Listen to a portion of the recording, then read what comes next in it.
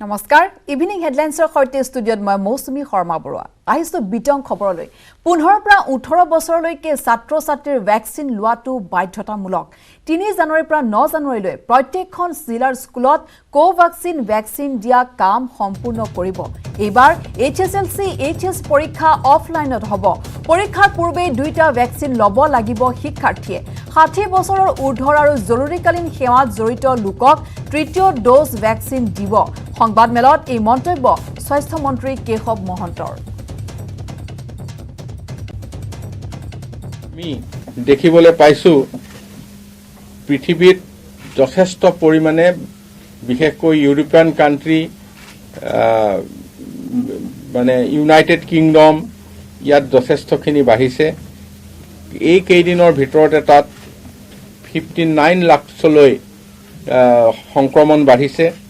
ভাৰতবৰ্ষত যদি আমি চাওঁ যে যোৱা মানডে সোমবাৰে ভাৰতবৰ্ষৰ সংখ্যা আছিল 6400 আৰু যোৱাকালি 3 দিনৰ ভিতৰত ইয়াত 3 গুণ হৈছে 16700 গতিকে ভাৰতবৰ্ষতো দ্ৰুত গতিত সংক্ৰমণ বৃদ্ধি হৈছে এতিয়া ইয়াৰ কাৰণে ভাৰতবৰ্ষৰ প্ৰধানমন্ত্ৰী নৰেন্দ্ৰ মোদী ডাঙৰীয়াই আজি কেইদিনমান আগতে ঘোষণা কৰিছে যে ইয়াৰ লগতে 15 বছৰৰ পৰা 18 বছৰৰ বয়সৰ এই সকল লোকক ভ্যাকচিন দিব লাগে আৰু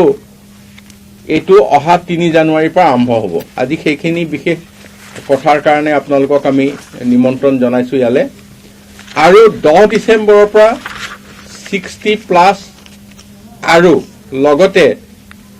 ফ্ৰন্ট লাইন হেলথ ওয়াৰ্কাৰকে ধৰি অন্য ফ্ৰন্ট লাইন যিসকল ওয়াৰ্কাৰ গভৰ্নমেন্ট অফিসাৰ তেওঁলোকক আমি বুস্টাৰ ডোজটো দিব লাগে 3 নম্বৰ ডোজটো গতিকে এইখিনিয়ে হৈছে এই অহা নতুন দিনৰ প্ৰথম কাৰ্যসূচী হিচাপে আমাৰ আৰম্ভ হ'ব নতুন বছৰত তিনিচুকীয়াৰ দিহিং পাটকাই ৰাষ্ট্ৰীয় উদ্যানত বনকৰ্মী আৰু চুৰাং কাঠ মাফিয়াৰ মাজত প্ৰচণ্ড গুলিয়াগুলি নিশা বন বিভাগৰ দললৈ লক্ষ্য কৰি গুলি চালনা চুৰাং কাঠ মাফিয়াৰ বন বিভাগৰ দলে প্ৰত্যুত্তৰ দিয়াত পলায়ন চুৰাং কাঠ মাফিয়াৰ দলৰ ৰাষ্ট্ৰীয় উদ্যানখনৰ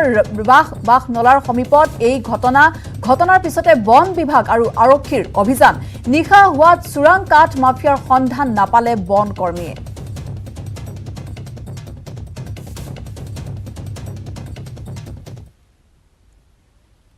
ৰিলায়েন্স নিউ এনাৰ্জি সোলাৰ লিমিটেডে ক্ৰয় কৰিছে ফেৰাডিয়ন লিমিটেড নামৰ কোম্পানীটো 1 নিযুত পাউণ্ড মূল্যৰ ফেৰাডিয়ন লিমিটেডত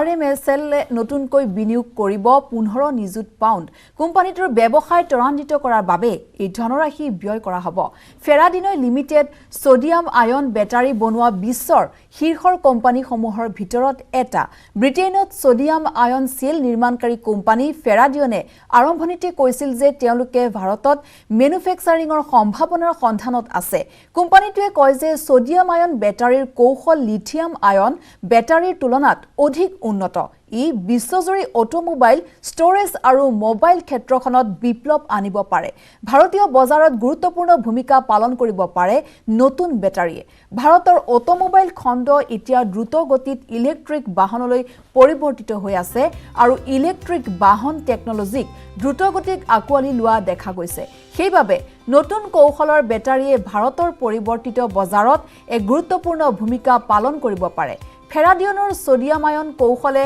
বৈকল্পিক বেটাৰী বিশ্বৰ ডাঙৰ কৌশল বিশেষকৈ লিথিয়াম আয়ন আৰু লেড এচিড বেটাৰী বিকল্প হিচাপে ইয়াক গুৰুত্বপূৰ্ণ বুলি বিবেচিত কৰা হয়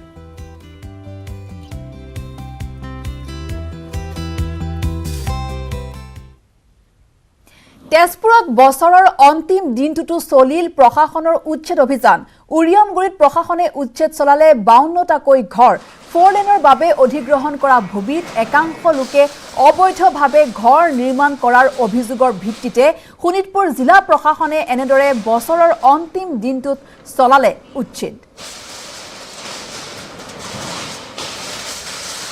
আমাৰ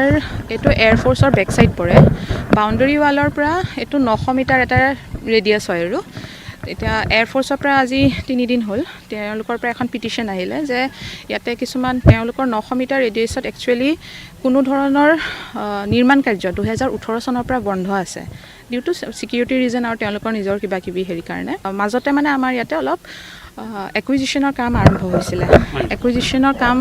ইয়াতে একচুৱেলি 15-16 চনতেই হৈছিলে আমি এবাৰ এনেই ওপৰা-ওপৰি চাইছিলোঁ যে চব ঠিকে আছেনে নাই আৰু সেইখিনি টেক অভাৰ কৰিব এয়াৰফ'ৰ্চে তো যেতিয়াই লগে লগে গম পালে যে ইয়াতে এটা তেনেকুৱা হৈছে বুলি ইয়াতে এটা থাৰ্ড পাৰ্টি সোমাই পিনে ইলিগেলি 3-4 ডেজৰ পৰা এইখিনি কনষ্ট্ৰাকশ্যন আৰম্ভ কৰিছিলে আৰু নিৰ্মাণ কাৰ্যটোত আপুনি দেখা পাইছে একেবাৰে নিম্নমানৰ হাতেৰে ঠেলা মাৰি দিলেই পৰি যায় এইটো অকল নিজৰ লাভৰ কাৰণে এইখিনি কৰা হৈছিলে গতিকে আমি ইয়াতে নটিচ ইছ্যু কৰি পিনে যিহেতু ইয়াত 900 মিটাৰ ৰেডিয়াছত একো হ'বই নোৱাৰে তো আমি নটিচ ইছ্যু কৰি পিনে উইদিন 24 আৱাৰ্ছ আমি উচ্ছেদ কৰিছোঁ কোভিডৰ দুঃসময়ৰ মাজতো পুৰণিক বিদায় দি নৱবৰ্ষক আদৰিবলৈ সাজু হৈছে ৰাজ্যবাসী আজি বছৰটোৰ শেষ দিনটোত ৰাজ্যৰ চুকে কোণে থকা দৈনিক আৰু সাপ্তাহিক বজাৰসমূহত দেখা গৈছে অভাৱনীয় ভিৰ নৱবৰ্ষৰ সন্ধিক্ষণত আত্মীয় আৰু বন্ধুবৰ্গৰ সৈতে সমিল মিলেৰে এসাজ খোৱাৰ উদ্দেশ্যে ব্যাপক আয়োজন চলিছে প্ৰতিটো প্ৰান্তত তিতাবৰ মহকুমাৰ অসম নগালেণ্ড সীমান্তৰ বৰহোলাটো নৱবৰ্ষক কেন্দ্ৰ কৰি ৰাজ্যৰ মাজত ব্যাপক উৎসাহ দেখিবলৈ পোৱা গৈছে বিশেষকৈ অঞ্চলটোৰ শিলডুবি সাপ্তাহিক বজাৰত আজি পুৱাৰ ভাগতেই দেখা গৈছে ক্ৰেতা বিক্ৰেতাৰ অভাৱনীয় ভিৰ নগা আৰু অসমীয়া লোকৰ মিলনভূমি হিচাপে খ্যাত শিলডুবি বজাৰত বছৰৰ শেষৰ উদৰ পুৰাই এসাজ খোৱাৰ মানসেৰে খাদ্য সামগ্ৰীৰ সন্ধানত হেতা ওপৰা লগাইছে গ্ৰাহকসকলে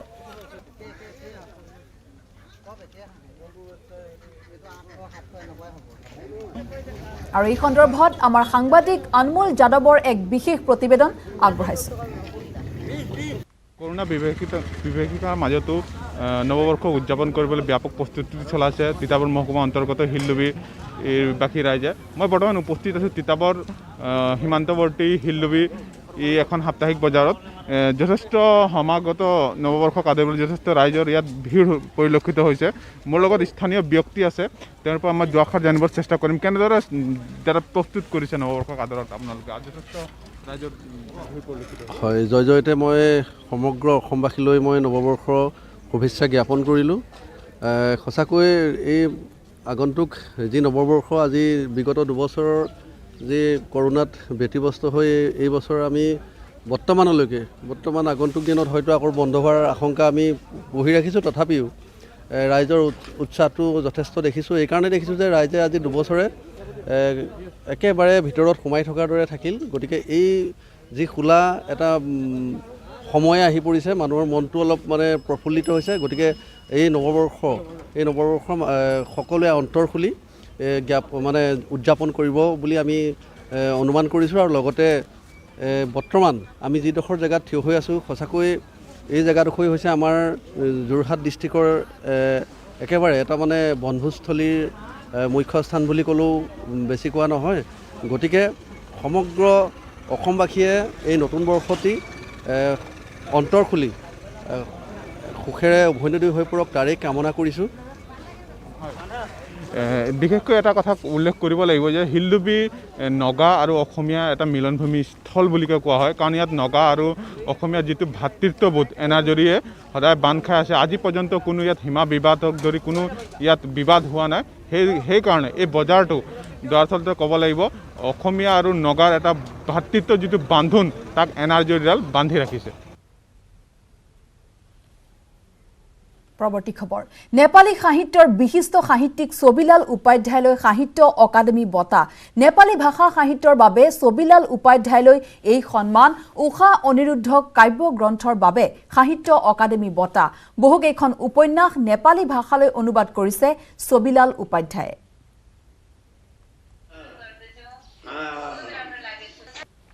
খুবই ভাল লাগিছে আৰু জীৱনত এইটো মোৰ সৌভাগ্য বুলি ক'ব লাগিব আৰু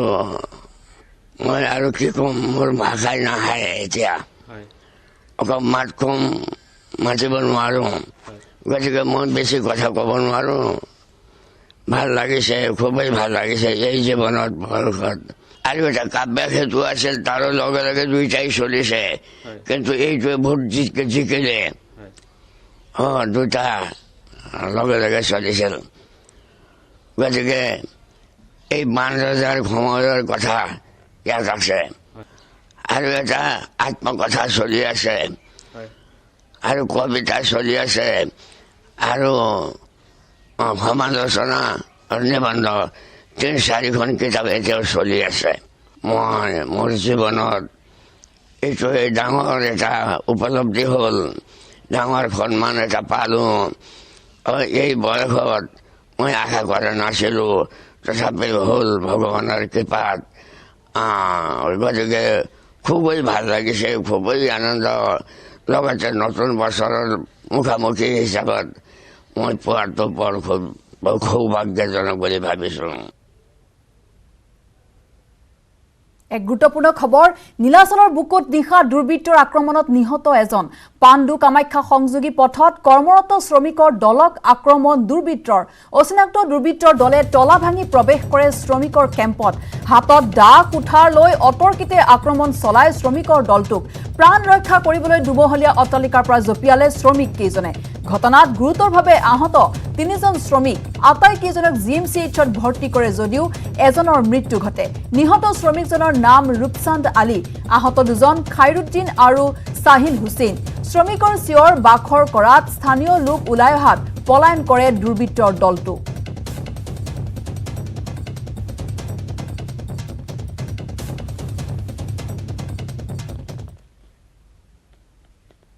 আৰু ইয়াৰ লগে লগে সময় হৈছে ইভিনিং হেডলাইন্সৰ পৰা বিদায় লোৱাৰ ধন্যবাদ